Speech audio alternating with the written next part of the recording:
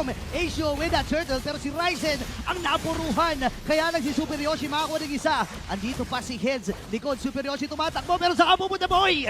Region muli sa H2O. Nagpapakaway ang TNC pero si Ryota mukhang gusto makakuha ng isa. Post for Matoy R. Andun na rin yung split-split. Si Ryzen na magiging puntira nila. Dadalhin ba niya dun sa may madaling kuran? Knock-up. Hindi na talaga pinahampas. Goyo. Dito si Ryzen. Habang si Goyo naman. Ang kanilang uunahin. Sakto meron pang gift. Pero hindi umabot doon. Team fight dito.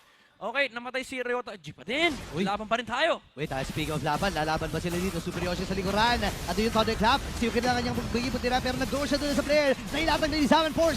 Jom dito. Left, right lamang. Ryota. Habang si Ato ay sinampahan na. Gusto niyong kunin, sige. Pero ang problema dun, pag may bumabad na isa o dalawa sa TNC, napapanis yung tulad nito. Naku! Naku po! Dalawa! Sila sa Salmon Force. Ay latag. Ato Yar nandun sa likod. Pero si Super Yoshi may ipit sa 5 members ng barangay. Huwag ka papasok sa bat ng mga katorihan.